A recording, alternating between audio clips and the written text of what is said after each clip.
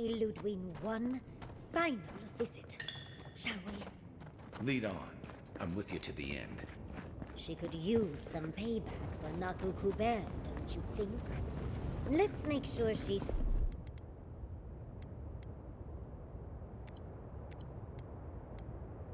Stays dead this time, all right, dearie?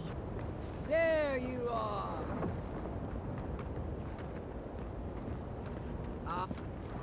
So, you survived the garden. Did you come all this way just to try your luck again? To kill me more efficiently than last time? You'll get your chance. Then what are you waiting for? Look around, Envoy. Heelguard should have listened. He tried to bring order through compromise. He failed. Order is meant to be imposed by a stern, guiding hand. Her order wields sharp steel. She must set down her blade. You can tell Wodaka yourself once we've sent you back to the wheel. Don't insult my intelligence or my commitment to the cause.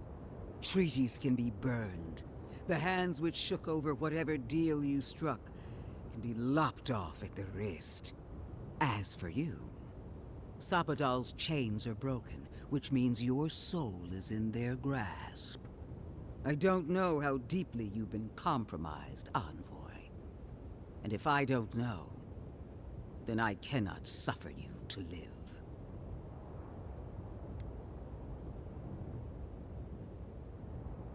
Judgment has been passed.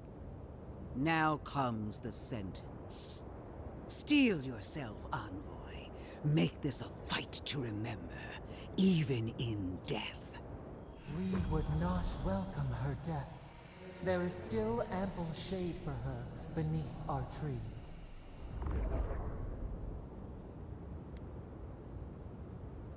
All this time, I knew you'd be worthy prey. Don't let me down. Farewell, Envoy. Let's finish this. Together. You won't be missed, Lödwyn.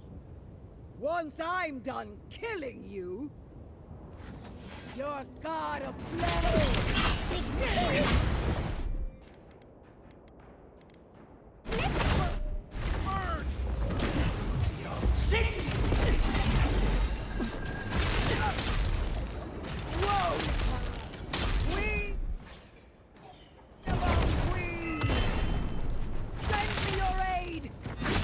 The Inquisitor sounds worried.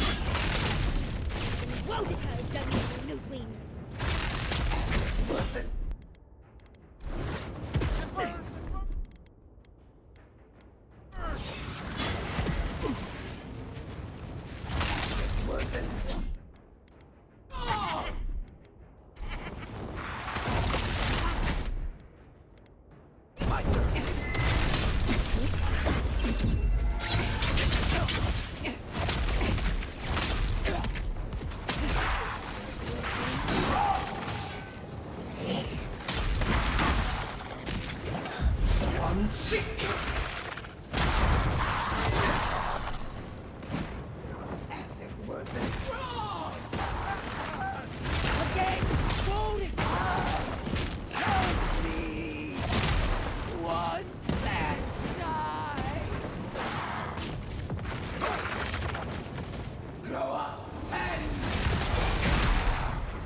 Send him to the wheel.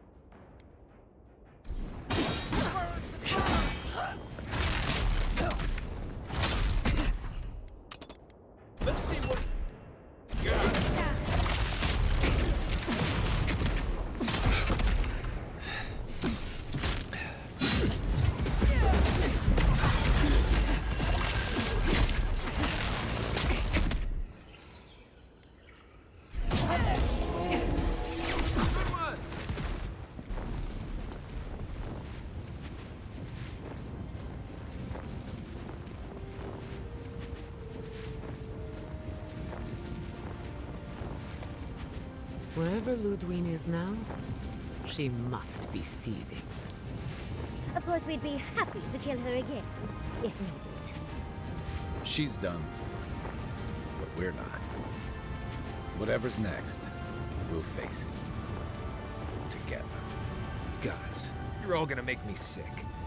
But carry on. Unraveled at last.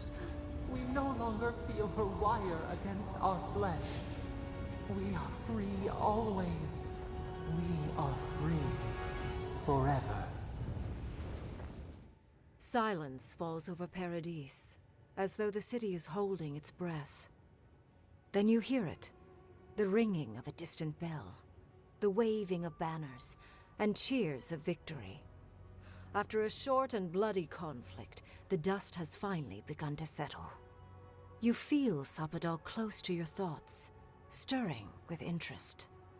The god of the living lands is observing this moment, unfettered by confusion or fear. For the first time in centuries, they understand. The Paradise militia rallies to you, the outsider who defended them in their hour of need. Whatever happens next, you have won their confidence. You take a moment to reflect on the calm.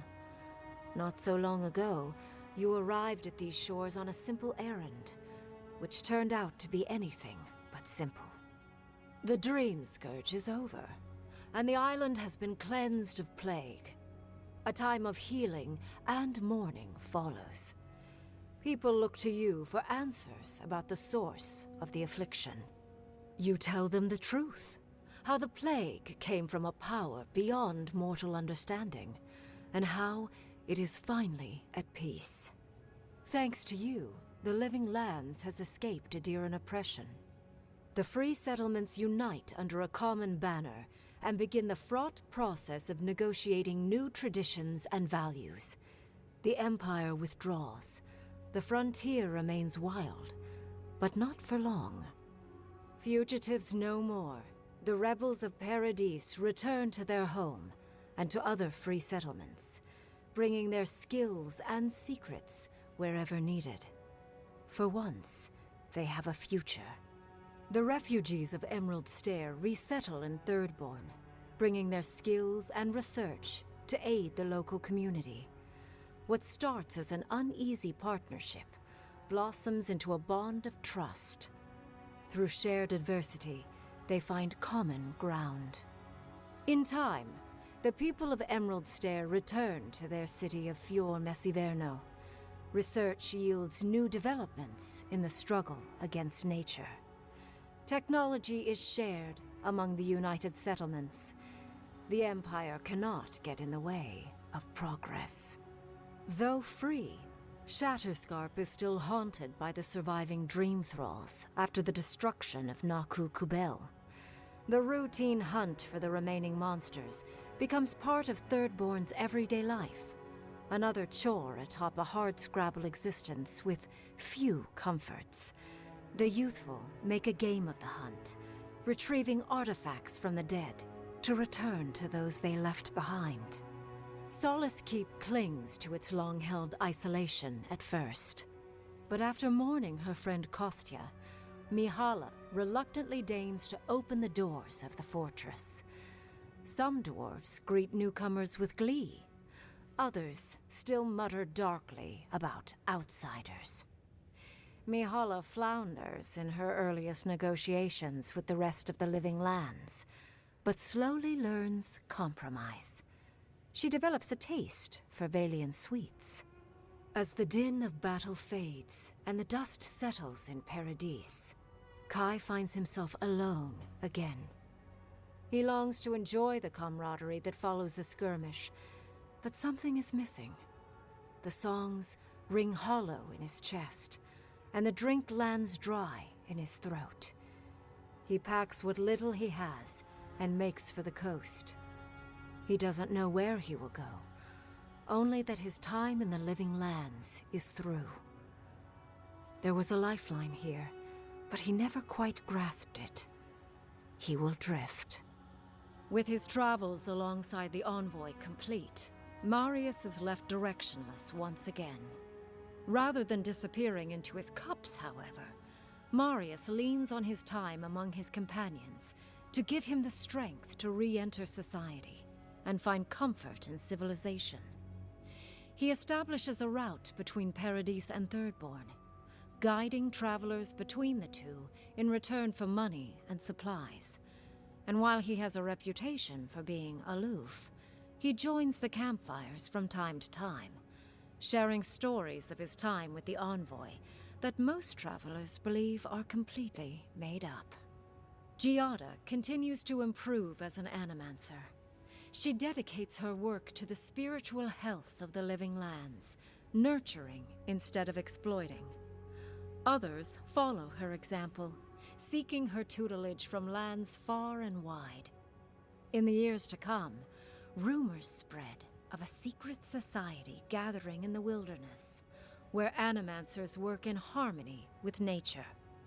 The dream of Fior Mes Iverno lives on in her.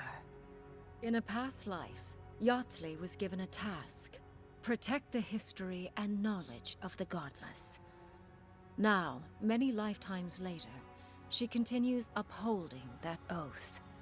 She moves into the library in the garden, spending her days poring over the clay tablets there. But not even the letters from, and rare visit to, her lover help ease the loneliness that fills her days. Freed from torment for the first time in centuries, Sapadal turns their prodigious curiosity to the people that shaped them. They observe the ways their people live, and they think deeply about what they see. Though they flinch away from moments of violence, and they grieve souls returned to them too soon, the rage that once shook cities to rubble no longer rules them. Instead, they come to you with questions. They want to understand. After a time, they begin, tentatively, to garden. Where they can, they improve the lives of kith, and the suffering that troubled them is reduced, if never fully eradicated. Their grief compels them to love, and they love unreservedly, with the power of a god. Sapadal pours a fragment of their power into the statue they claimed from the temple of Aethys. Newly embodied, they roam the living lands and learn to experience the world as kith do. Their first attempts at locomotion are clumsy, and a stand of innocent trees is violently returned to the wheel. But as their confidence grows, so does their grace.